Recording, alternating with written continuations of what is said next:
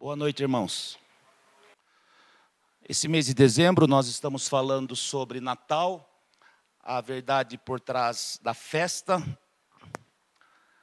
Mês de dezembro, mês de Natal, nos preparamos para essa celebração cristã tão significativa para a gente. Esse mês vamos falar sobre esses temas. Domingo passado o Tássio falou sobre uma luz raiou. Hoje em Deus quero falar sobre as mães de Jesus. E nos próximos domingos, antevéspera de Natal e antevéspera de Ano Novo, o nosso pastor estará falando sobre onde está o rei e a doutrina do Natal. O texto que iremos falar hoje, meus irmãos, é a genealogia de Jesus, segundo Mateus, no seu capítulo 1. Prestem atenção na leitura que eu falei na versão revista, na nova versão internacional. Vamos lá? Registro da genealogia de Jesus Cristo, filho de Davi e filho de Abraão. Abraão gerou Isaque. Isaque gerou Jacó. Jacó gerou Judá e seus irmãos. Abraão gerou Isaque. Quando eu começo a leitura aqui, eu já tenho na minha mente o chamado de Abraão lá em Gênesis 12. Quando o Senhor chama Abraão e fala: sai da tua terra, da tua casa, sai da tua parentela e vai para a terra que te mostrarei. Eu abençoarei os que te abençoarem, amaldiçoarei os que te amaldiçoarem, seja uma bênção, porque em ti serão benditas todas as famílias da terra. E aqui está o registro dessa realidade se cumprindo. Abraão gera Isaque, Isaque gera Jacó, Jacó gerou Judá e seus irmãos. Judá gerou Perez e Zerá, cuja mãe foi Tamar. Perez gerou Esrom, Esrom gerou Arão, Arão gerou Aminadab. Aminadab gerou Naasson, Naasson gerou Salmão. Salmão gerou Boaz, cuja mãe foi Raabe. Boaz gerou Obed, cuja mãe foi Rute. Obed gerou Jessé. E Jessé gerou o rei Davi. Davi gerou Salomão, cuja mãe tinha sido mulher de Urias. Salomão gerou Roboão. Roboão gerou Abias, Abias gerou Asa, Asa gerou Josafá, Josafá gerou Jorão, Jorão gerou Uzias, Uzias gerou Jotão, Jotão gerou Acás, Acás gerou Ezequias.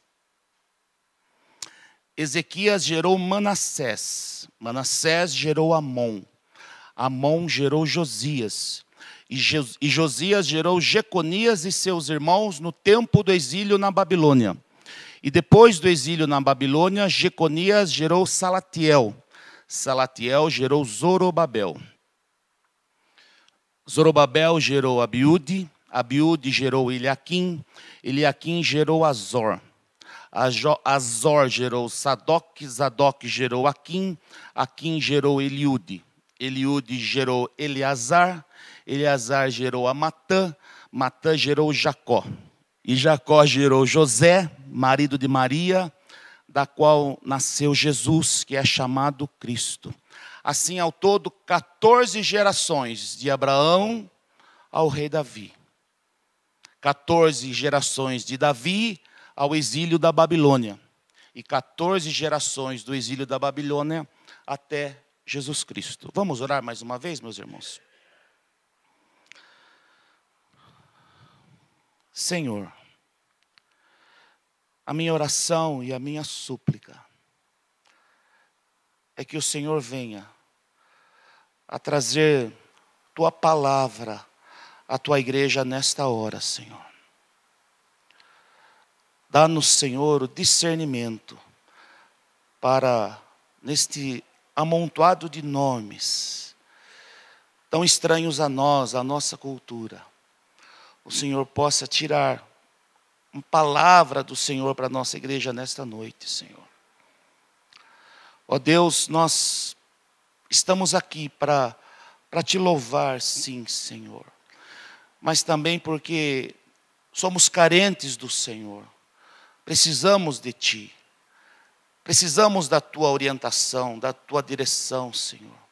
Ó Deus, pelo Teu Espírito Santo, fale, Senhor, aos nossos corações nessa hora.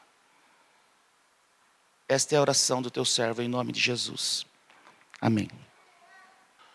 Nosso desafio hoje é falar sobre o tema das mães de Jesus na genealogia de Cristo segundo Mateus.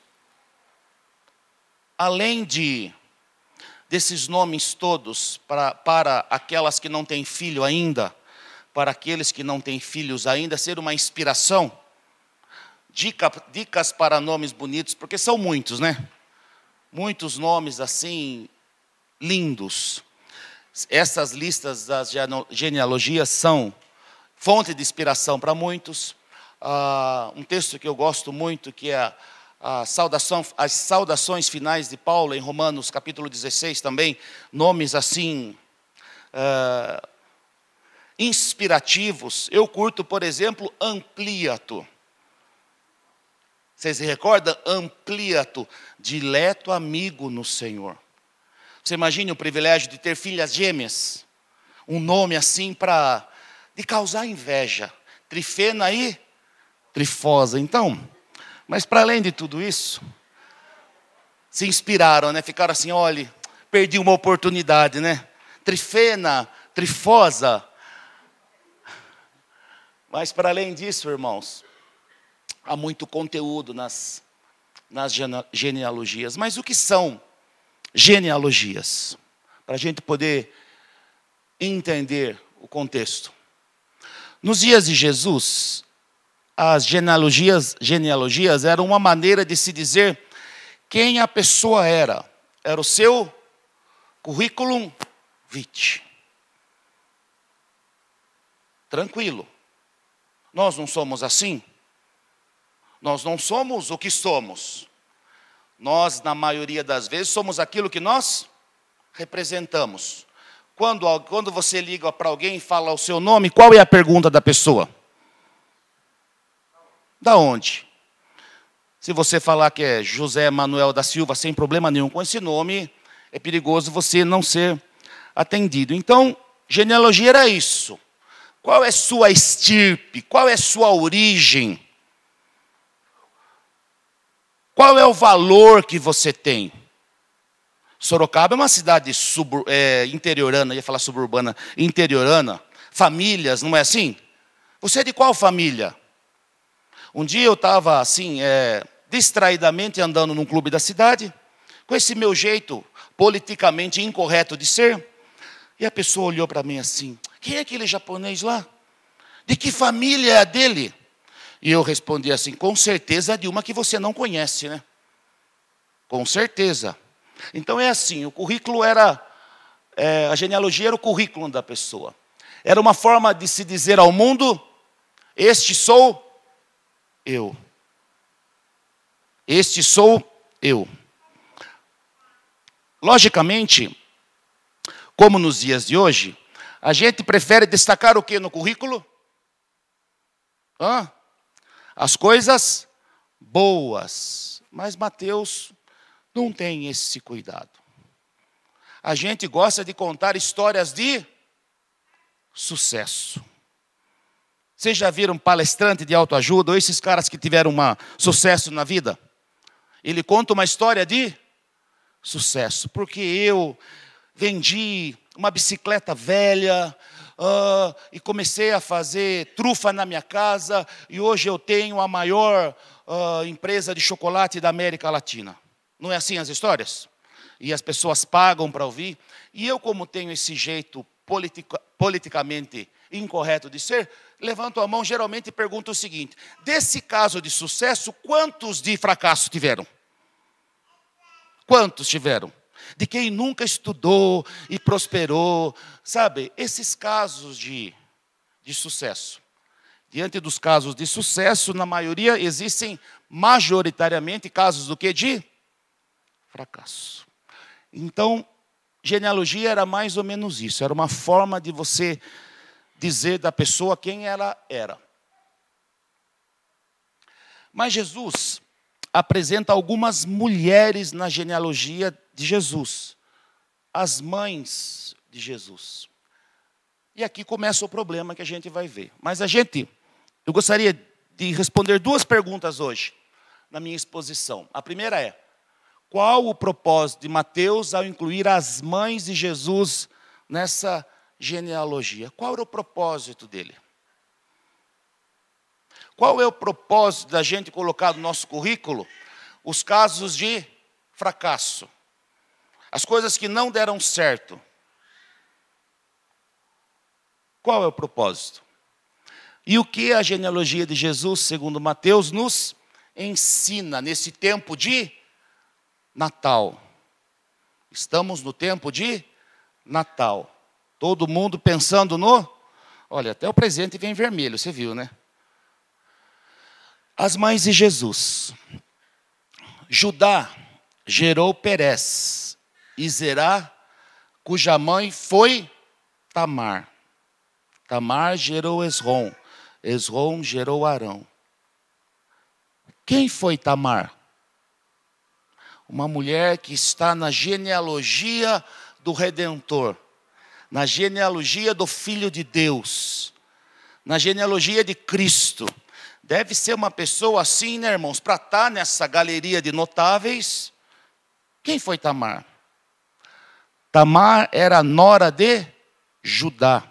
E o enganou, conforme o relato de Gênesis 38. E teve um filho com Judá. E ela era uma cananeia.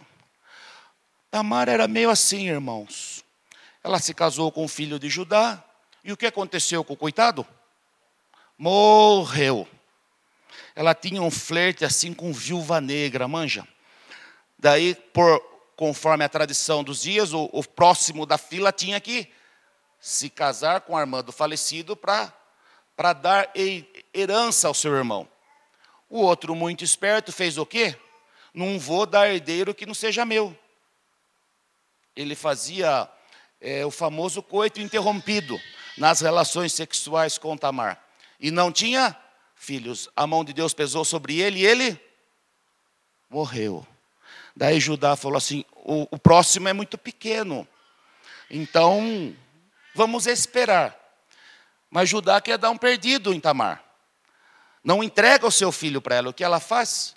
Veste-se de prostituta na entrada da cidade. Tira o seu luto. Veste-se de prostituta.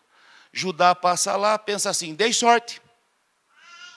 Deita-se com a prostituta e ela engravida. Então, essa é Tamar. Salmão gerou Boaz, cuja mãe foi Raabe. Essa os irmãos conhecem bem. Boaz gerou Obed, cuja mãe foi Ruth. Obed gerou Jessé. Quem foi Raabe? Outra mulher também, uma notável. Quem foi Raabe? Raabe era uma prostituta, Josué capítulo 2. E também, além disso, era cananeia. Vocês se recordam da história? Lembram? Então é essa, quando Raabe esconde os espias, ela era uma prostituta. Olha como Mateus, ele é meticuloso, né? Meticuloso. Qual a próxima da lista? Vamos lá? Salmão gerou Boaz, cuja mãe foi Raabe. Boaz gerou Obed, cuja mãe foi Ruth. Obed gerou Jessé. Quem foi Ruth? Calma, essa é a melhorzinha. Ruth era uma moabita. As duas anteriores eram cananeias. Ruth, moabita, conforme o relato de Ruth 1:4, que retornou a Belém, viúva, com sua sogra, uma mulher assim, de uma virtude, de um ânimo, de uma palavra boa, né? Noemi, e se casou com Boaz. O que essas três mulheres têm em comum? que elas têm em comum?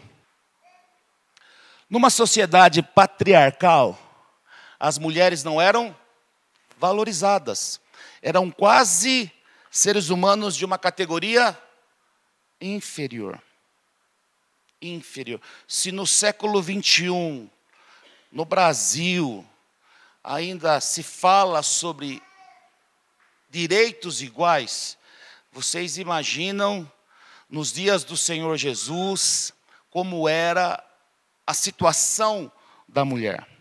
Eram pessoas discriminadas, marginalizadas, eram pessoas que estavam, sim, à parte da sociedade. Elas não deveriam estar nesta lista. Elas não deveriam. Elas têm em comum isso. Elas eram mulheres. E todas elas eram o quê? Gentílicas. 2 cananeias e uma moabita. Vocês sabem toda a questão da preocupação que os judeus tinham com a pureza étnica. Tanto é que nós já conversamos muitas vezes aqui sobre por que os judeus tinham tanto problema com os samaritanos. O que os samaritanos eram? Eu ouvi um zzz, mas é isso mesmo. Eles tinham se misturado com outros povos no tempo do exílio e tinham perdido a sua identidade étnica. E tem uma questão aqui entre Tamar e Raabe. Eram mulheres de uma moral não muito ilibada. De moral, eu acho que Raabe era uma certeza, né? Pela profissão dela. Mas assim, vamos lá, de uma moral não muito ilibada. Então, esse é o quadro que nós temos das mães de Jesus.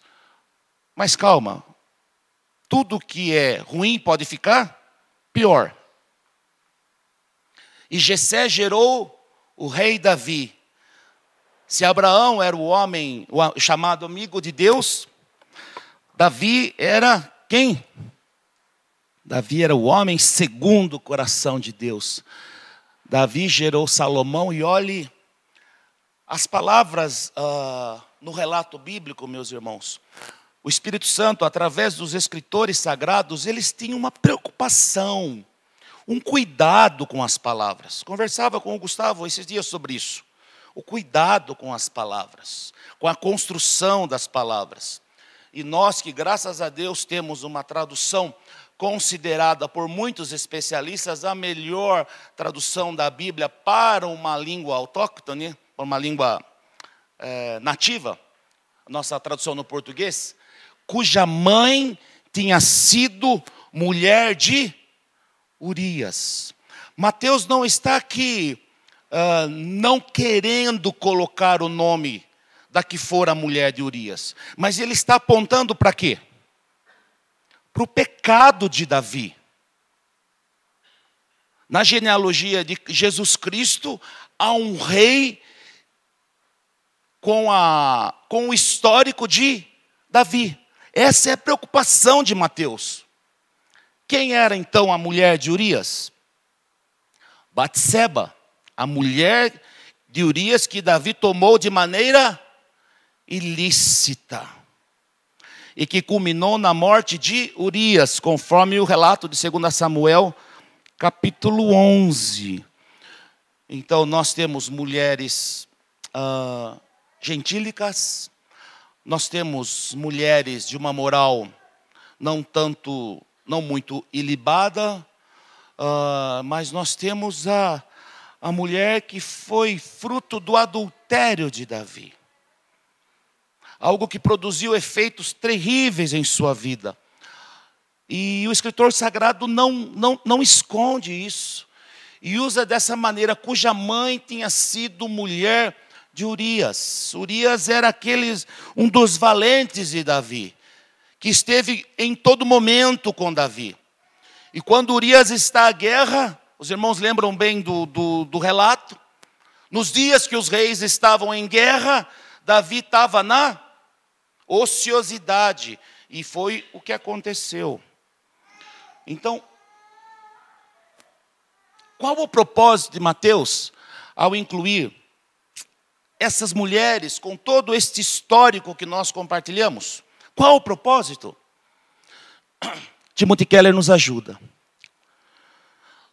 Nos mostrar que as pessoas excluídas por questões culturais, excluídas pela sociedade respeitável e excluídas até pela lei de Deus, podem ser introduzidas na família de Jesus. Mateus está relatando a genealogia de Jesus com pessoas assim que numa palavra dos nossos dias, não seriam muito estratégicas, não valorizariam o passe de Jesus, pessoas que não deveriam estar ali, pessoas que deveriam ter sido deixadas de lado, apontando que assim como pessoas que poderiam ter sido deixadas de lado, em Cristo, ninguém é deixado de lado.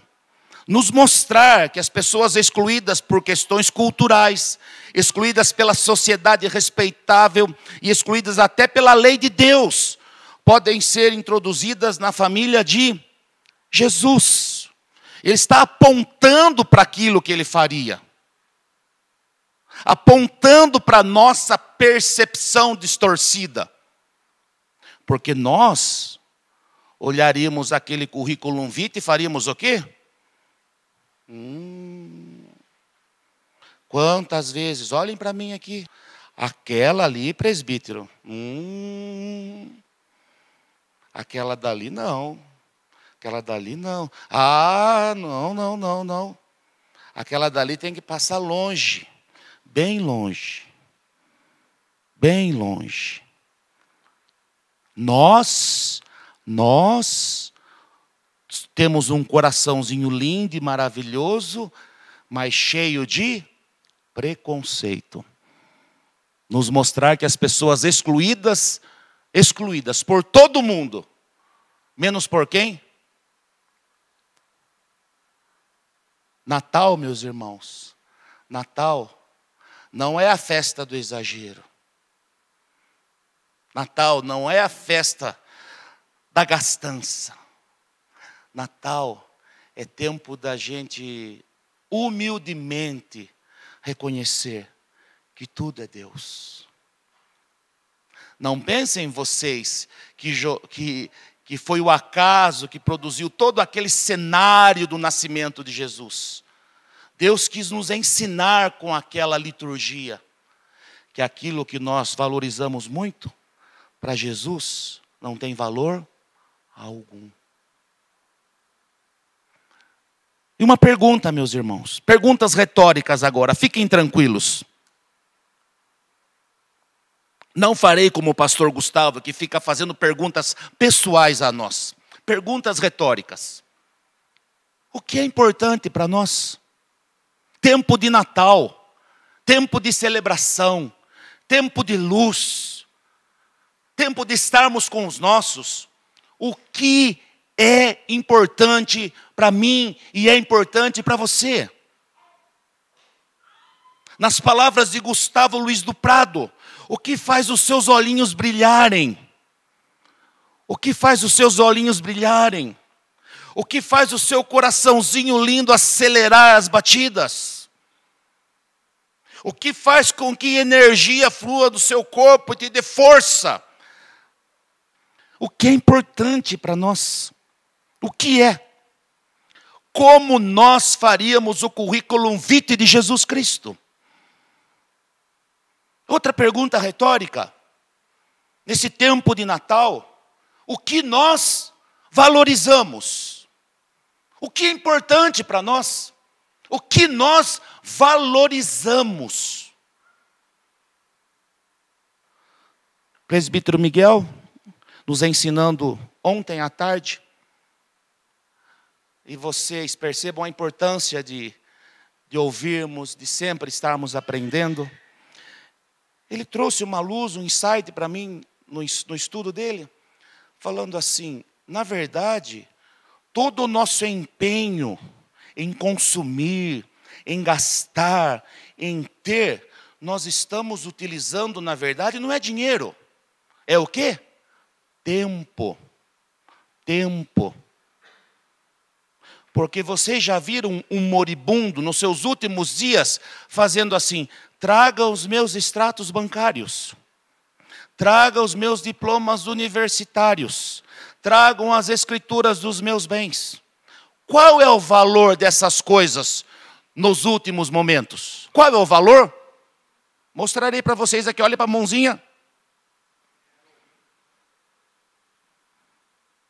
Porque, na verdade, aquilo que nós valorizamos está consumindo a nossa vida.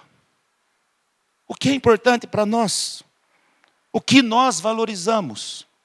E a pergunta agora: será que o que valorizamos é aquilo que Jesus de Nazaré valoriza? Será? Será que aquilo que está no coração do nosso Redentor é que o preocupa, que aquilo que ele valoriza é aquilo que nós valorizamos? Porque vejam bem, irmãos, na genealogia de Jesus tem Tamar. Tem Tamar, a viúva negra. Tem uma prostituta chamada Raabe. Tem a mulher que fora de Urias. Não tem doração de pílula. Sabe por quê? Porque Jesus está nos ensinando a valorizar aquilo que tem valor. Agora nós, como presbiterianos bacaninhas, e eu sou, aqui bacaninha. Tamo junto, tamo junto, tamo junto. Vem paulada agora, meus irmãos, infelizmente. Esse irmão não nos perdoa, Timothy Keller. Não nos perdoa. Os valores de Jesus são radicalmente diferentes. São o quê? Radicalmente diferentes. O mundo valoriza o quê? Estirpe. Um nome, dinheiro, raça, classe. Jesus vira tudo isso de cabeça para baixo. Esse tipo de coisa tão importante fora da igreja de Cristo não deve ser levada para dentro dela. Em certo sentido, ele declara: o grifo é meu. Na minha família, essas coisas tão valorizadas no mundo lá fora não devem ter tanta importância. Na minha família, essas coisas tão valorizadas no mundo lá fora não devem ter tanta importância. Os valores de Jesus são radicalmente diferentes.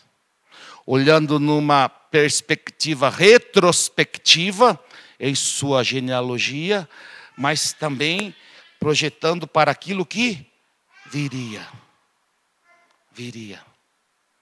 Depois, isso me faz lembrar, vendo o nome de Judá, o nome de Jessé, Apocalipse, eu acho que é capítulo 5, se não me falha a memória, quando João tem a visão do livro, onde todos os nomes estão escritos, e João chora, porque não havia quem abrisse aquele livro.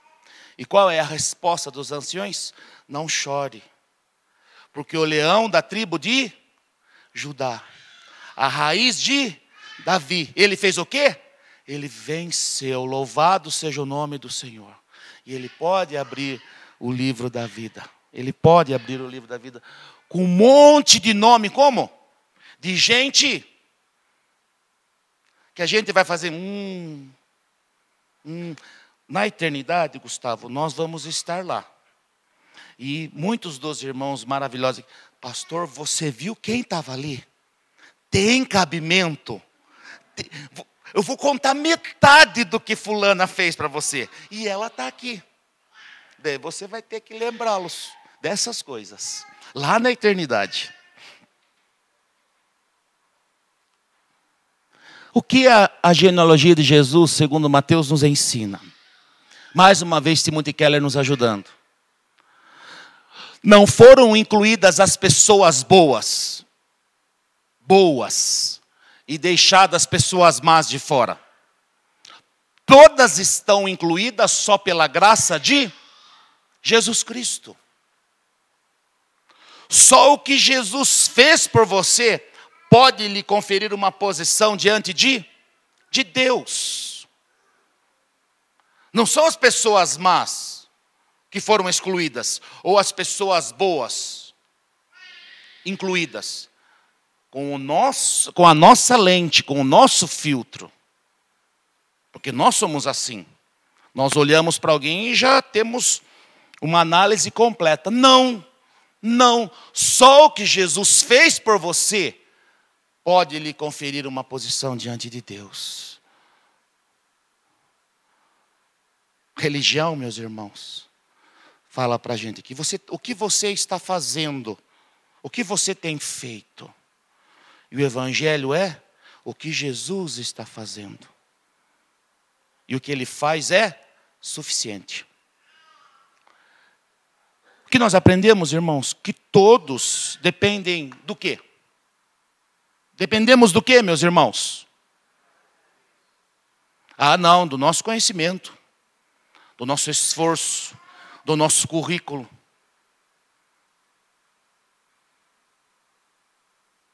Das nossas competências profissionais. O nosso valor é esse. O nosso valor é esse. O mais virtuoso ser humano, ou o mais vil, o mais virtuoso, se é que isso existe, ou o mais vil, todos são carentes do quê? Da graça de Jesus Cristo. Da graça de Jesus. Da graça de Jesus. O que a gente vai levar para casa? Nesse tempo de Natal? Vamos ler junto, irmãos? Vamos ler? Vamos lá?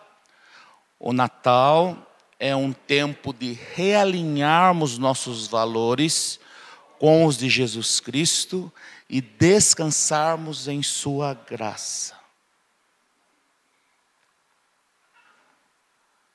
Natal é tempo desse realinhamento. Refletir, pensar sobre aquilo que é importante para nós. Gustavo disse no primeiro domingo uma frase que está martelando no meu coração. Nós somos aquilo que nós queremos. Nós somos aquilo que nós queremos. O que nos define, meus irmãos, é aquilo que nós amamos. Isso nos define. O que nos define é o que nós queremos. O que nos define é o que nós amamos. E nós, como discípulos de Cristo, temos que alinhar o nosso coração aos valores do Evangelho. Reconhecendo que não há limites para a ação graciosa de Deus. Na obra de Cristo Jesus, não existem excluídos. Só aqueles que não aceitam o seu amor e a sua graça. Mas para aqueles que aceitam o amor e a graça de Jesus, vinde a mim, todos. Todos. Tempo de realinhar. Natal. Se alguém está em Cristo, é nova criação. Mas e a capivara? E a capivara? E o passado que condena? Condena? Condena? Se alguém está em Cristo, é nova criação. As coisas antigas já passaram. Eis que surgiram coisas novas. Que ao nos prepararmos para celebrarmos essa festa do Natal, esses valores do Senhor Jesus estejam alinhados em nosso coração. Natal, esse tempo de pré-natal aqui, antecedência do Natal, um tempo de contentamento. Um tempo de contentamento. E um tempo também de humildade. tudo vem do Senhor. Gosto demais, demais, demais, quando o C.S. Lewis, falando um pouco sobre isso, ele termina falando assim, e no final, nós vamos perceber que tudo foi Ele. Que tudo foi Ele. Claro que existe a nossa parcela de responsabilidade humana, claro. Mas no final, a gente vai perceber que tudo foi Ele. Que a gente possa pensar nisso. Deus te abençoe.